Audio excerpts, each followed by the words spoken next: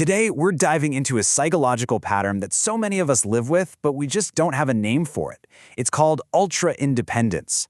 You know, that fierce, almost knee-jerk instinct to handle absolutely everything yourself. And as we're about to see, it's so much more than just a simple personality trait. So let me ask you something. Have you ever been wrestling with a tough project or a personal problem, and even when people are right there offering a hand, you just don't ask? You probably brush it off, right?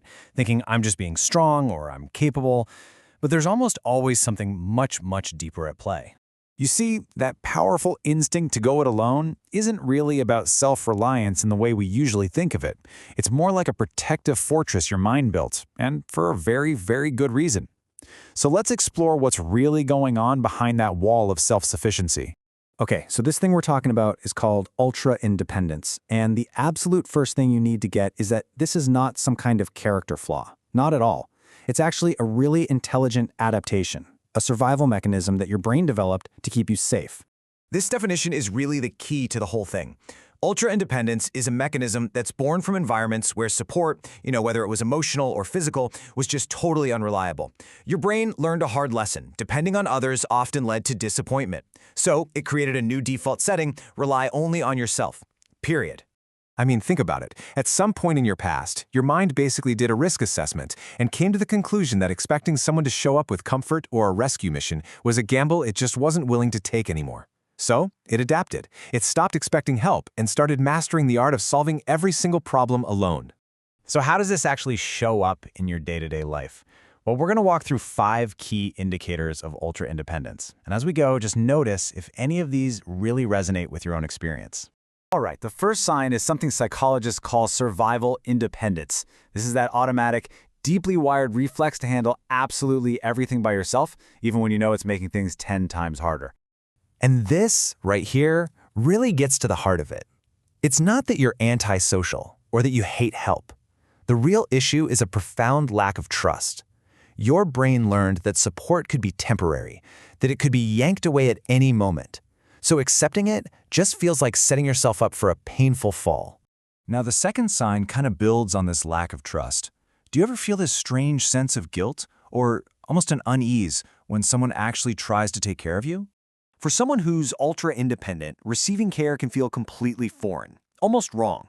There's often this quiet, nagging belief that if someone is helping you, you must be a burden to them. You might even catch yourself minimizing your own needs or apologizing for even having them in the first place. A lot of this often comes from a psychological concept called parentification.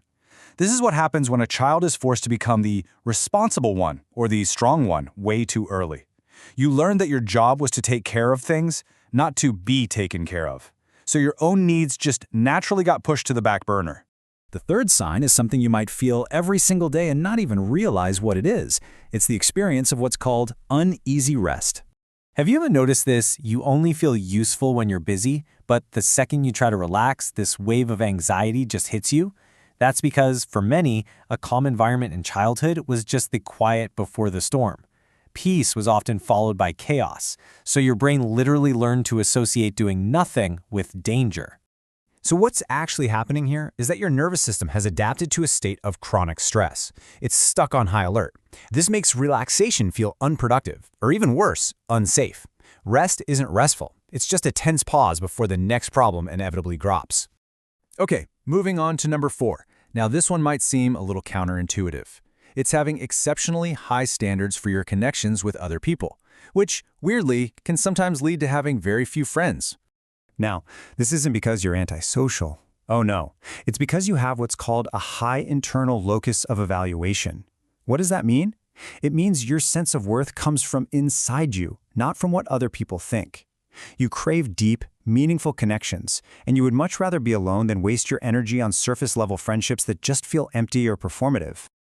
And that brings us to the 5th and final sign. This is a trait you might actually see as one of your greatest strengths, a kind of silent emotional endurance. You're that person who stays totally calm when everything is falling apart. While everyone else is panicking, you're not. Because, let's be honest, you've probably seen it all before. You've developed this super high trust threshold and a sort of guarded empathy that lets you read situations perfectly while keeping your own inner world locked down and heavily protected. So, if a lot of this felt uncomfortably familiar, I want you to stop and reframe how you're seeing it. This is not a list of things that are wrong with you. It's actually a testament to your incredible resilience. I mean, really think about it. Your nervous system did exactly what it was designed to do. It adapted brilliantly to pressure and uncertainty to keep you safe. Your ultra-independence is a skill, and it was forged in some really difficult circumstances. When you boil it all down, it comes to this. You learned how to be responsible long before you ever learned how to feel safe. Your mind prioritized survival above all else, and you know what? It did an amazing job. And that brings us to our final and most important thought. Healing from ultra-independence isn't about giving up your strength or becoming weak or dependent. No way! It's about finally learning that you're in a place that's safe enough to lower your guard, to accept help, and to finally allow yourself to rest.